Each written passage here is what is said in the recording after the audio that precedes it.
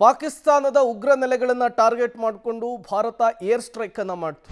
ಇದೇ ವಿಚಾರಕ್ಕೆ ಸಂಬಂಧಪಟ್ಟಂತೆ ಈಗ ಪಾಕಿಸ್ತಾನದಲ್ಲಿ ನಡುಕ ಶುರುವಾಗ್ಬಿಟ್ಟಿದೆ.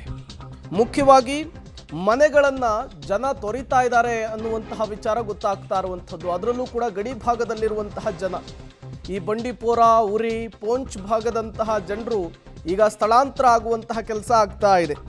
ಗಡಿಯಲ್ಲಿ ಪದೇ ಪದೇ ಕದನ ವಿರಾಮದ ನಿಯಮವನ್ನು ಉಲ್ಲಂಘಿಸುವಂತಹ ಕೆಲಸ ಪಾಕಿಸ್ತಾನದ ಕಡೆಯಿಂದ ಆಗ್ತಾ ಇರುವಂಥದ್ದು. ಗ್ರಾಮಗಳ ಮೇಲೆ ದಾಳಿಯಾಗುವಂತಹ ಆತಂಕದಲ್ಲಿ ಗ್ರಾಮಸ್ಥರಿದ್ದಾರೆ.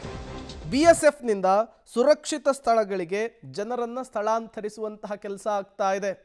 ಯಾವಾಗ ಪಹಲ್ಗಾಮ್ ಮೇಲೆ ಭಯೋತ್ಪಾದಕ ದಾಳಿ ಆಯಿತೋ, 26 ಜನ ಅಮಾಯಕರ ಸಾವಾಯಿತೋ, ಅಲ್ಲಿನಿಂದಲೂ ಕೂಡ ಪಾಕಿಸ್ತಾನದಲ್ಲಿ ಈ ರೀತಿಯ ಬೆಳವಣಿಗೆಗಳಾಗ್ತಾ ಇರುವಂಥದ್ದು. LOCಯಲ್ಲಿ ನಿರಂತರವಾಗಿ ಕದನ ವಿರಾಮವನ್ನು, ನಿಯಮವನ್ನು ಉಲ್ಲಂಘಿಸುವಂತಹ ಕೆಲಸ ಆಗ್ತಾ ಇದೆ. ಅಪ್ರಚೋದಿತ ಗುಂಡಿನ ದಾಳಿ ಆಗ್ತಾ ಇದೆ. ಇದಕ್ಕೆ ಸಾವು ನೋವುಗಳ ಸಂಖ್ಯೆ ಕೂಡ ಗಡಿಯಲ್ಲಿ ಜಾಸ್ತಿ ಆಗ್ತಾ ಇದೆ. ಹಾಗಾಗಿ ಗಡಿ ಭಾಗದಲ್ಲಿರುವಂತಹ ಗ್ರಾಮದ ಜನರನ್ನು ಸ್ಥಳಾಂತರ ಮಾಡುವಂತಹ ಕೆಲಸಕ್ಕೂ ಕೂಡ ಈಗ ಮುಂದಾಗ್ತಾ ಇರುವಂಥದ್ದು. ಯಾವ ಕ್ಷಣದಲ್ಲಿ ಯಾವ ರೀತಿಯ ಸನ್ನಿವೇಶ ಬೇಕಾದರೂ ಕೂಡ ಸೃಷ್ಟಿಯಾಗುವಂತಹ ಸಾಧ್ಯತೆ ಇದೆ. ಎನಿಥಿಂಗ್ ಕ್ಯಾನ್ ಹ್ಯಾಪನ್ ಅನ್ನುವಂತಹ ಪರಿಸ್ಥಿತಿ ಗಡಿಯಲ್ಲಿ ನಿರ್ಮಾಣವಾಗಿದೆ. ಈಗಾಗಲೇ ಯುದ್ಧಕ್ಕೆ ಬೇಕಾದಂತಹ ಸಿದ್ಧತೆ ಭಾರತದಿಂದ ರೆಡಿಯಾಗಿದೆ. ಏರ್ ಸ್ಟ್ರೈಕ್ ಮೂಲಕ ಪಾಕಿಸ್ತಾನಕ್ಕೆ ಬುದ್ಧಿ ಕಲಿಸಲಾಗಿದೆ.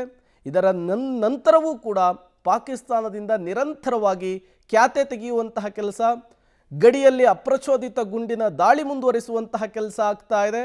ಇದೇ ರೀತಿ ಮುಂದುವರೆದ್ರೆ ತಕ್ಕ ಪ್ರತ್ಯುತ್ತರ ಮತ್ತೆ ತಕ್ಕ ಪೆಟ್ಟನ್ನು ನೀವು ತಿನ್ನಬೇಕಾಗುತ್ತೆ ಅನ್ನುವಂತಹ ಎಚ್ಚರಿಕೆ ಭಾರತದಿಂದ ರವಾನೆ ಆಗಿದೆ.